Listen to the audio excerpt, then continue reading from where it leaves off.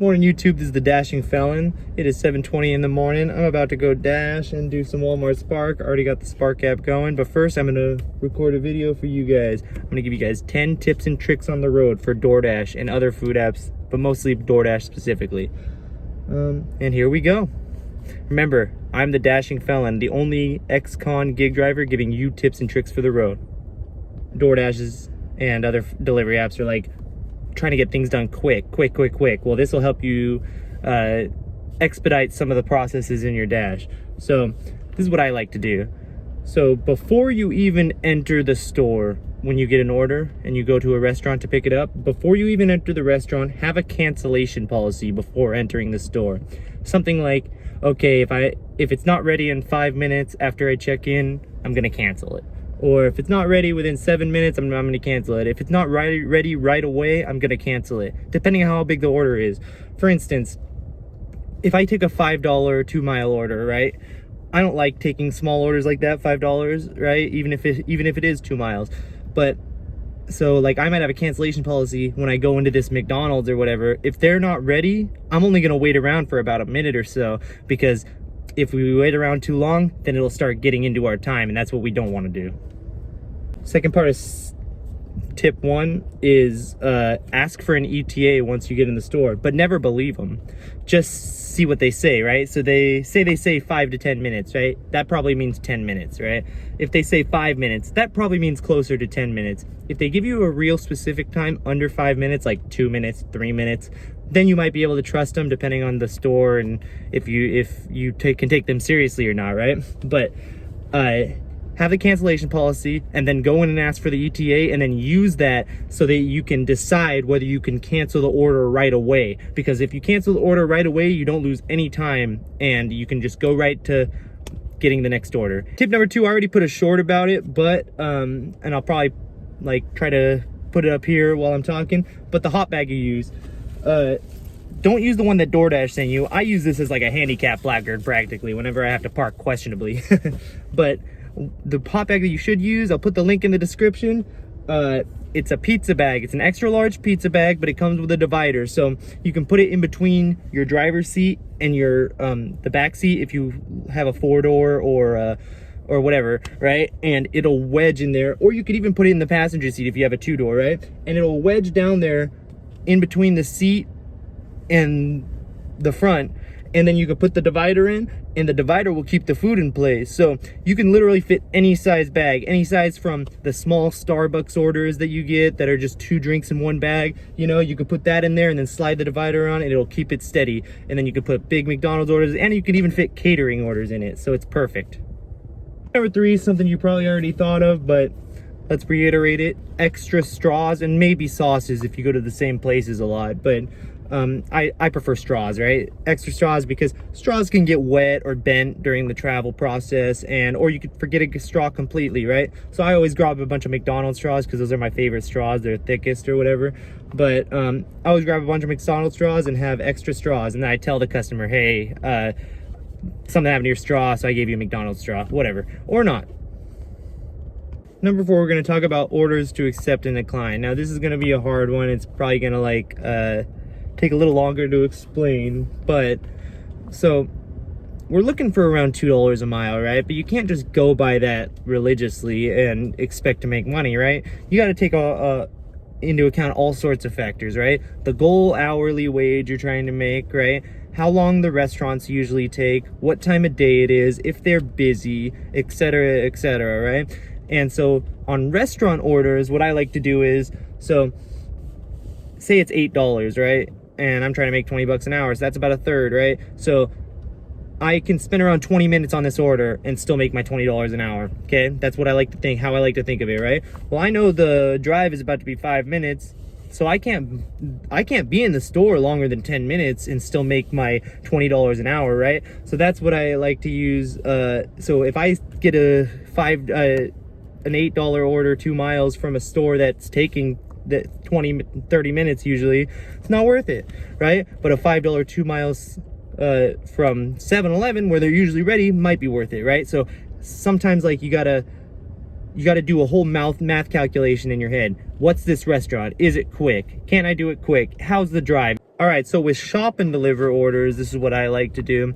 So with shop and deliver orders, remember, you got to know the store. So if you don't know the stores in your area, go walk around them and look where the items are, at the very least, right? So know the stores in your area. And the way I like to view it is when they show me the items, I could probably do a minute an item, right? So that's the way I think of it in my head. And then I do the same thing with the restaurants. How long is it going to take me?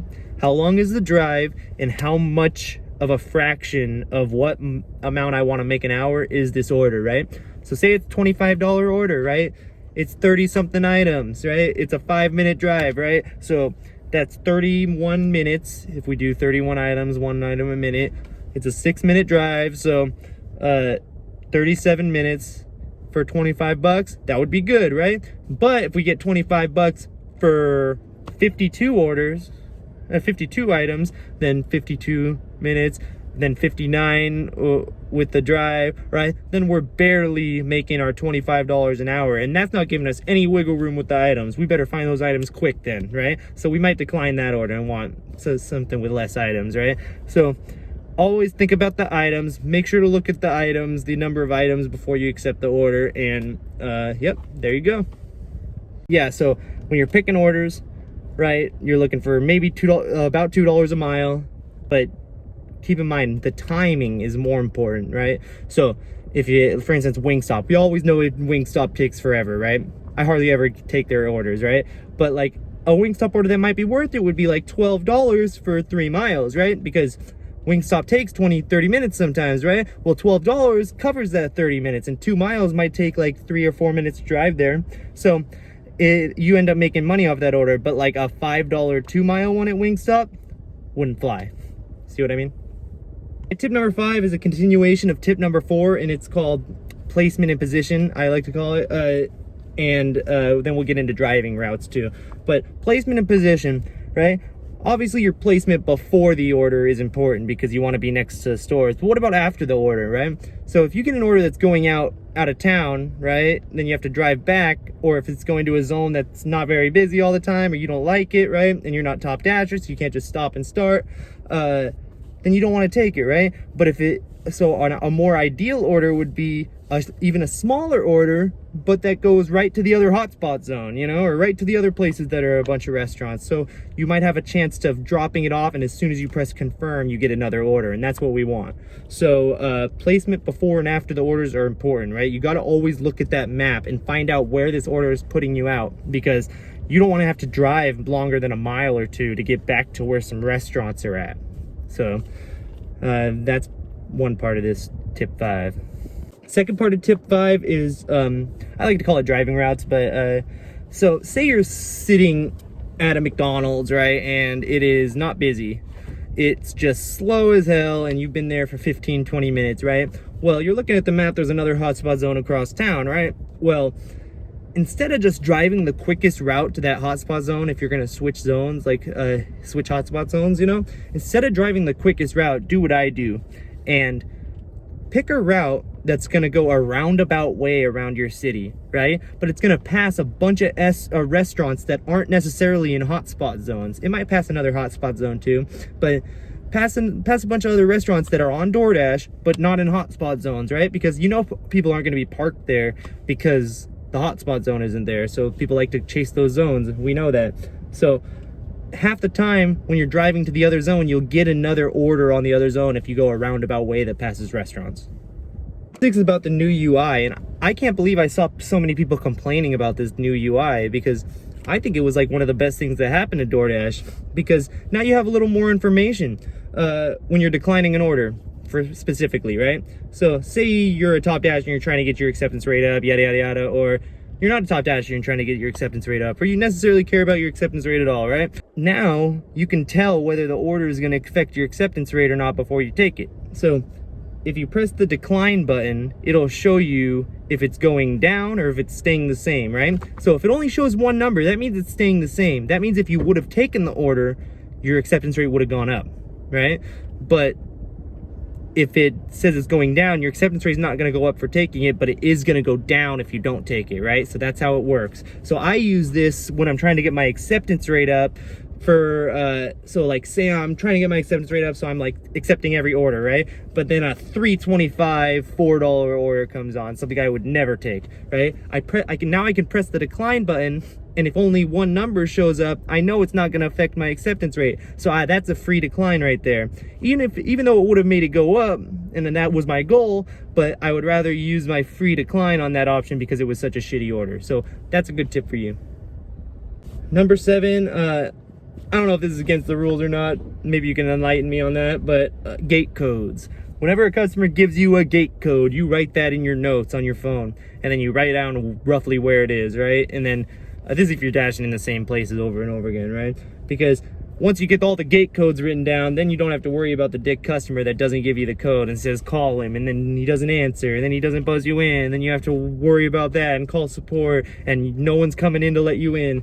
So write down all the gate codes. I don't know if that's a good thing or a bad thing to do, but I do it. Number 8 is very important. It kind of ties into the orders to accept and not to goals and minimums. So before you go dash or do any sort of app, right, you want to have your goals that you want to make, right? And it could be anything. It could be a certain amount an hour. It could be a certain amount of money over a certain time period. It could be a certain number of hours out even. You don't even care how much money you make, you know? But whatever your goal is, set a goal before you go out, right? And then also set a minimum, right? So like if we're making less than $20 a mile, once we start dividing the hours, then we're gonna stop, right? And then try later. So if you set goals and minimums, then you won't waste 30 minutes getting no orders when it's slow, because you already hit your minimum, you stopped it, and then you're gonna try later. So it's just a good way to save some time, and yeah, it's a good thing to have in your head before you go out. Number 9 is a pro tip, right? This is for Doordash specifically. Sorry, Uber Eats and Grubhub viewers. I don't know how it works on there, but it might work for you guys too, right? So on hand it to me orders, right, where the customer wants you to find them and hand it to them, right? Well, as soon as you pull up to their address and park, you go to that circle with the question mark in the top, the help thing, and say can't reach customer, right? And then it'll start the clock, 5 minutes. Then you walk up to the door to knock or whatever, and then hand it to the customer, and then walk back to your car and then cancel that and say, I handed it to the customer, right? Well, the reason you do this obviously is because you're saving time, right? So if it takes 2 minutes to walk up to the door, then you only have to wait for 3 minutes if they're not answering and not answering their phone, right? Then you can take your picture and get out of there quicker, right? So this will speed up your process every time, right? Every time they don't answer, I mean. So just do this every time, just in case. All right, and this one is, McDonald's made me think of it. So McDonald's is a problem, I know, but other restaurants are probably the same thing, right? So DoorDash gives you a list of items that you're about to receive from the restaurant, right? So look for those items together, because sometimes they'll put like the items that you're waiting for on the counter, just waiting to get put into to-go bag, right? Well, they're busy dealing with other customers, yada, yada, yada. So they let that food sit there for 3, 4, 5 minutes before they even get to putting it in a bag. Then you've been waiting there an extra 7 minutes by now because you weren't watching for your items. So make sure to watch for your items and then be assertive. Once you see your items sit on the counter, and you can record it too if you want.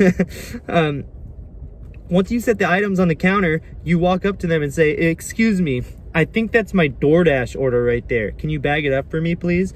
And then they might give you some attitude, they might not, right? But it will help you quicken your dash, and that's what we're doing. We're trying to speed things up always. Thanks for watching, guys. This has been The Dashing Felon. If you like videos like this, throw me a like, subscribe, and I'll keep them coming. Thank you very much.